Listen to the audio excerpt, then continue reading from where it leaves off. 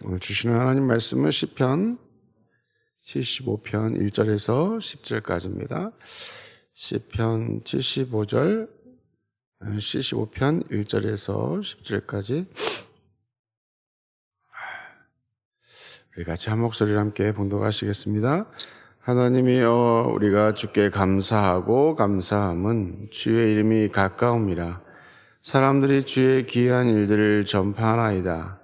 주의 말씀이 내가 정한 기한이 이르면 내가 바르게 심판하리니 땅의 기둥은 내게 세웠거니와 땅과 그 모든 주민이 소멸되리라 하시도다. 내가 오만한 자들에게 오만하게 행하지 말라 하며 악인들에게 뿔을 들지 말라 하였느니 너희 뿔은 높이 들지 말며 교만한 목으로 말하지 말지어다. 물은 높이는 일이 동쪽에서나 서쪽에서 말미암지 아니하며 남쪽에서도 말미암지 아니하고 오직 재판장이신 하나님이 이를 낮추시고 저를 높이시느니라. 여호와의 손에 잔이 있어 술거품이 일어나는도다. 속에 썩은 것이 가득한 그 잔을 하나님이 쏟아내시나니 실로 그 찌꺼기까지도 땅의 모든 악인이 기울여 마시리로다. 나는 야곱의 하나님을 영원히 선포하며 찬양하며 또 악인들의 뿔을 다 베고 의인의 뿔은 높이 들리로다. 아멘. 걸어가신 하나님, 오늘도 우리 하나님이 함께하여 주시옵시고 붙잡아 주셔서 성령의 은혜로 말씀을 들을 때에 깨닫게 하시고 알게 하시고 아버지 하나님 그 말씀을 마음에 새기게 하셔서 오늘도 이 말씀 안에서 하나님을 기쁘시게 하며 온전한 삶을 통하여 하나님 앞에 영광 돌리는 우리의 삶이 되어지도록 성령 하나님 우리를 붙드시고 인도하여 주옵소서. 이 시간 주의 성령께서 함께 하시며 붙드실 것을 믿사오며 예수님의 이름으로 기도하옵나이다. 아멘. 우리가 세상을 살아가다 보면 좀 이해가 안 되는 부분들도 있고 또 하나님이 왜 가만히 계시지 하는 생각이 들 때도 있습니다. 특히 착하게 살아가고 또 나름 하나님을 잘 섬긴다고 하고 또 이런저런 일들로 또 많은 사람들에게 또 선을 베풀며 살아가는 사람이 잘 안 될 때가 있을까요? 없을까요? 잘 안 될 때가 있습니다. 반대로 저 사람은 하는 것마다 좀 이상하게 하고 또 이렇게 죄를 짓고 또 악하게 행함에도 불구하고 잘 될 때도 있습니다. 그것도 약간 이해가 안 된다라고 생각이 들기도 하지만 우리가 세상을 짧게 보면 또 우리가 이 땅에서만 사는 삶만 생각해 보면 그게 참 이해가 안 될 수밖에 없습니다. 그러나 하나님은 공의의 하나님인 줄로 믿습니다. 하나님은 사랑의 하나님이시기도 하시지만 하나님께서는 공의의 하나님이기도 하시다는 거예요. 또한 하나님께서는 이 땅에 살아가는 사람 모두에게 기회를 주신다는 것입니다. 기회를 주셔서 그가 바뀔 수 있는 은혜도 허락하신다는 것이죠. 그러나 그것을 우리가 바라보는 우리의 시각은 왜 그럴까라고 생각되어지기도 한다는 것이죠. 왜 나는 하나님을 나름 잘 섬기고 믿음으로 사는데 왜 이렇게 어려운 일만 닥칠까, 이렇게 생각되어질 때도 있다는 것이죠. 그러나 그것을 통해서 하나님은 우리를 선용하실 줄로 믿습니다. 어저께도 말씀드렸던 환난이 어려움이 무조건 나쁜 것만은 아니라는 것이죠. 그걸 통해서 하나님을 더 가까이 할 수 있게 된다면 그것은 우리에게 복이 되고 우리에게 하나님을 잘 섬길 수 있는 기회가 되어진다는 것이죠. 또 악한 자들이 형통한 것들을 통해서 우리가 이해가 안 되지만 또 그들에게도 하나님께서는 또한 기회를 주신다는 것이죠. 그러나 그 기회를 선용하지 못하면 어떻게 될까요? 하나님께서는 반드시 심판하신다는 것입니다. 이 땅에서 심판을 안 하신다면 생이 끝나는 그 순간에 하나님께서 심판하신다는 것이죠. 오늘 말씀은 아삽의 시다 이렇게 나옵니다. 아삽의 시. 예. 그래서 그 아삽이 하나님의 공의로운 심판을 고대하며 지은 찬양시예요. 왜냐하면 하나님께서는 공의로운 하나님이셔서 악한 자에게 벌을 내리시고 선한 자에게 상을 주시는 하나님으로 그는 고대하면서 하나님 앞에 찬양하는 시입니다.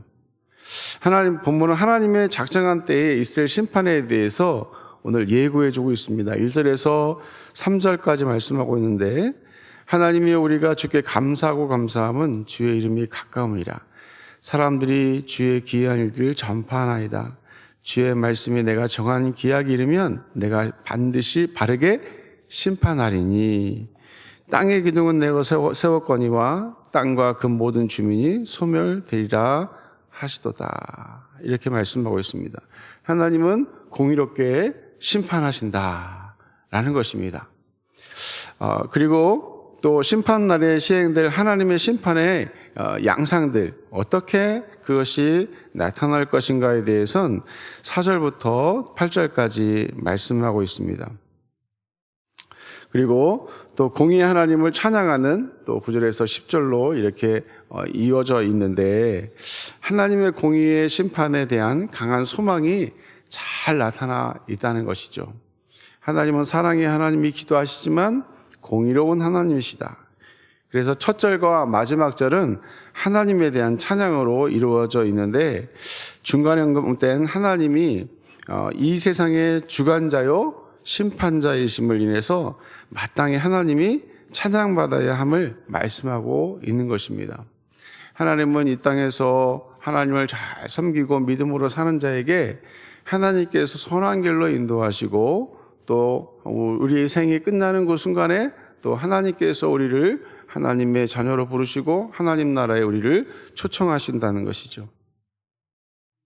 한편 시인은 악이 어떠한 사람이냐, 악이 어떠한 것인가, 어떤 사람이냐에 대해서 말씀하고 있지는 않습니다. 그러나 악인이 결국 어떻게 되느냐에 대해서는 말씀하고 있는데 그것은 악인이 아무리 이 땅에서 형통할지라도 결국은 이 세상을 공의로 다스리시는 하나님의 징벌에 처하고 말 것이라는 거예요. 반드시 하나님은 어떻게 하신다? 심판하신다는 거예요. 하나님께서는 이 땅에서 사람들은 잘 되는 것만 가지고는 그 사람이 잘 먹고 잘 산다 이렇게 생각할 수 있지만 반드시 하나님께서는 저 지옥의 형벌로 그에게 허락하신다는 것이죠. 특히 교만한 자에 대해서 말씀하고 있습니다. 교만한 자. 하나님께서는 교만한 자를 기뻐하실까요? 기뻐하지 않습니다. 하나님께서는 교만한 자를 4절에서 5절에서 말하고 있는데 교만이란 모든 것을 높이고 낮추시는 하나님을 무시하거나 대항하여 스스로 높아지려는 심각한 죄인 것이죠.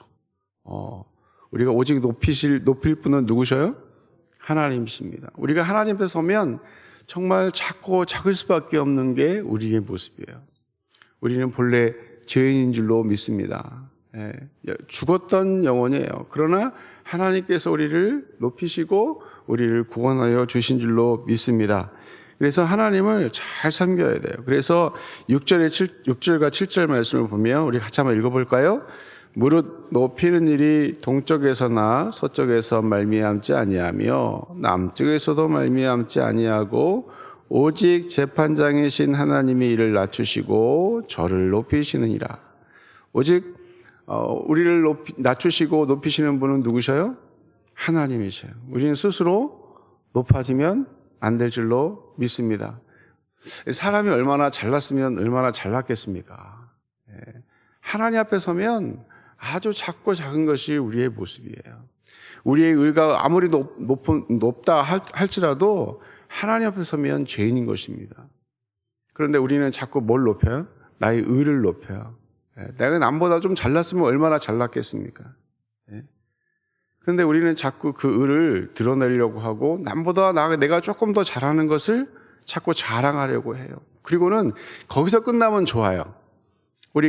우리 스스로 높아지는 것, 거기서 끝나면 좋은데 거기서 끝나지 않습니다. 누군가를 어떻게 하죠? 정죄하는 거예요. 나는 이렇게 잘하는데 너는 왜 이렇게 못해? 우리는 그냥 앞에 말한 것처럼 우리 스스로의 모습으로 끝나면 그래도 하나님이 조금 봐줄까? 근데 자꾸 우리는 남을 정죄한다는 것입니다. 우린 나만 잘하면 돼요. 누구만 잘하면 된다고요? 나만 잘하면 돼요. 권면할 수는 있어요. 권면할 수 있지만 우리는 정죄해서는 안 될 줄로 믿습니다. 그것은 정죄하는 것은 누가 하시는 거예요? 하나님이 하시는 거예요. 우리가 할 것이 아니에요. 다윗이 사울왕이 자기를 죽이려고 할 때 다윗이 사울왕을 죽일 수 있는 기회가 있었습니까? 없었습니까? 있었어요. 근데 죽입니까? 안 죽입니까? 죽이지 않습니다. 그리고는 그의 옷자락을 베요. 옷자락을 베은 그조차도 어떻게 마음이 너무 아팠어요. 다윗은. 하나님이 왕으로 세우신 분은, 사울을 왕으로 세우신 분은 누구세요? 하나님이 세우신 거예요. 우리는 우리 다른 하나님이 창조하신 피조물을 우리가 정죄할 수 없다는 것입니다. 그걸 통해서 그 사람을 상처를 주어서는 안 된다는 것이죠. 우리는 우리만 잘하면 돼요. 근데 자꾸 남을 정죄하거나 미워하거나. 그래, 중요한 건 뭐냐면 우리가 신앙생활도 마찬가지입니다. 신앙생활도 잘하는 분들이, 잘한다고 생각하는 분들이 이걸 경계해야 돼요. 새벽기도 나오신 분들이 좀 경계해야 될 부분일 수도 있어요. 새벽기도 나오신 분들이 새벽기도 안 나오시는 분들은 어떻게 할 수 있어요? 정죄할 수 있어요. 나는 나오는데 너는 왜 안 나와? 나만 잘하면 돼요. 나만 잘하면. 그건 누가 해야 될 일이에요? 하나님이 하시는 거예요. 하나님이. 그래서 우리는 누구를 정죄하는 것이 아니고 우리도 정죄의 대상이 될 수 있어요. 그리고 사람은 나보다 잘하는 사람은 있습니까? 없습니까? 얼마든지 있습니다. 나보다 잘하는 사람은 얼마든지 있어요. 저 서울에 있는 세상에 제일 좋은 대학이, 우리나라 제일 좋은 데 서울대학이잖아요. 거기 가면 나름 지방에서 또 거기서 학교에서 1, 2등 하던 애들이 다 가잖아요. 그죠? 가면 아주 충격받는데요. 나보다 훨씬 잘하는 사람들이 이렇게 많을 줄 모르겠다는 거죠. 와, 나보다 공부를 너무 잘하고 나는 내가 최고라고 생각했는데 가보니까 나는 별거 없어요. 그런 얘기를 하더라고요. 그래, 맞아요. 우리는 잘하면 얼마나 더 잘하겠습니까? 우리는 하나님 앞에 겸손해야 될 줄로 믿습니다. 그리고 다른 사람을 나보다 더 낮게 여겨야 돼요. 잘하게. 그 사람을 자꾸 세워주려고 해야 됩니다. 벼는 익을수록 고개를 숙이는 거죠. 그런 자를 하나님은 귀하고 아름답게 사용하시는 줄로 믿습니다.